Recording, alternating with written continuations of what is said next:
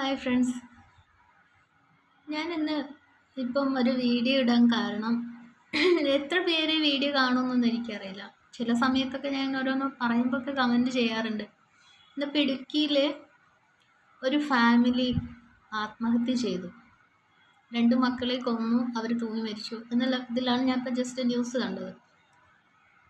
അവർക്ക് ഒത്തിരി കടബാധ്യതകൾ ഉണ്ടെന്ന് പറയുന്നു. ഇപ്പം എൻ്റെ അനുഭവത്തിൽ ഒരു കാര്യം പറയാനുള്ളത്, ഒരു 2018 ഞാൻ ഇങ്ങനെ ഫേസ്ബുക്ക് നോക്കിക്കൊണ്ടിരിക്കുന്ന സമയത്ത് ഞാൻ ഒരു കമൻറ്റ് കണ്ടു. ആലപ്പുഴയിലൊരു ഇത്തയായിരുന്നു അത്. അപ്പോൾ ആ കമൻറ്റ് കണ്ടപ്പം ഒത്തിരി പേര് പല കമൻറ്റുകൾക്കും ഒത്തിരി ലൈക്ക് ചെയ്യും, അതിനെ കമൻറ്റ് ചെയ്യുകയൊക്കെ ചെയ്തിട്ടുണ്ട്. പക്ഷെ ആ കമൻറ്റ് മാത്രം ആരും നോക്കിയതേ ഇല്ല, ശ്രദ്ധിക്കുന്നില്ല, കാണാനായിട്ടല്ല, നെവർ മൈൻഡ് ആക്കിയിട്ടു. അതിൽ ആ ഇത്തയുടെ ഫോൺ നമ്പർ അടക്കം ഉണ്ടായിരുന്നു. എനിക്ക് അത് കണ്ടപ്പം മനസ്സിന് ഭയങ്കര ഒരു വിഷമമായി. ഞാനത് സ്ക്രീൻഷോട്ട് എടുത്ത് വെച്ചു. അപ്പം എൻ്റെ കയ്യിൽ പൈസ ഇല്ല, ഒന്നുമില്ല, ഒരു കാര്യവുമില്ല.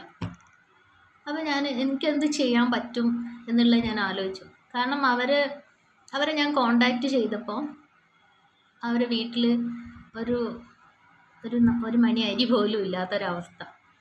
മക്കളുണ്ട്, ചെറിയ കുട്ടിയുണ്ട്, അതിൻ്റെ അടുത്തടുത്ത് അങ്ങനെയായിട്ടുള്ള മക്കൾ, 5 പേരുടെ ഫാമിലി.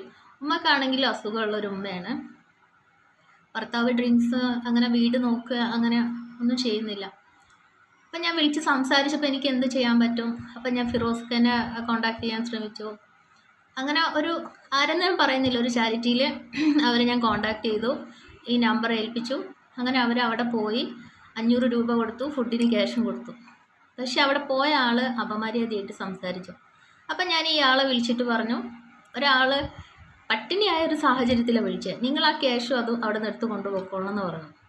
അങ്ങനെ കുറച്ച് ഇഷ്യൂസൊക്കെ ഉണ്ടായിരുന്നു. പിന്നെ ഞാൻ അവരെ രക്ഷിക്കാൻ വേണ്ടിയിട്ട് ശ്രദ്ധിച്ച് കേട്ടോ, ഇവർ മരിക്കാൻ പോവുകയാണ്. മരിക്കാൻ പോകുന്ന നിമിഷത്തിലാണ് ആ ഇത്ത ഇപ്പോഴും പറയും, ഞാൻ ദൈവദൂതനെ പോലെ അവിടെ എത്തുന്നത്. ഞാൻ 2018 എൻ്റെ ഫേസ്ബുക്കിൽ അവർക്ക് ആ കുട്ടിയുടെ സാഹചര്യം പറഞ്ഞിട്ട് ഞാൻ ഒരു കവിത വരെ എഴുതിയിട്ടിട്ടുണ്ടായിരുന്നു. ചിലർക്കിത് കോമഡി ആയിട്ട് തോന്നിയിരിക്കാം, പക്ഷെ എനിക്ക് ഭയങ്കര സീരിയസ് ആയിട്ട് ഞാൻ എടുത്തൊരു കാര്യം, ഒരു എക്സ്പീരിയൻസിൻ്റെ ആയിരുന്നു അത്. മരിക്കാൻ നിൽക്കുന്ന അവരെ ഞാൻ സംസാരിച്ച് അവരെ മൈൻഡ് മാറ്റിയെടുത്തു.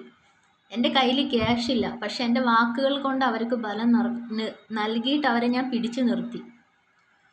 അപ്പോൾ അവർക്ക് എന്നോട് ഭയങ്കര സ്നേഹം എന്ന് പറഞ്ഞു കഴിഞ്ഞാൽ, അവരുടെ സ്നേഹം എങ്ങനെയാണെന്ന് പറഞ്ഞറിയിക്കാൻ പറ്റാത്തൊരു സ്നേഹം. ആ ഉമ്മാമ്മയൊക്കെ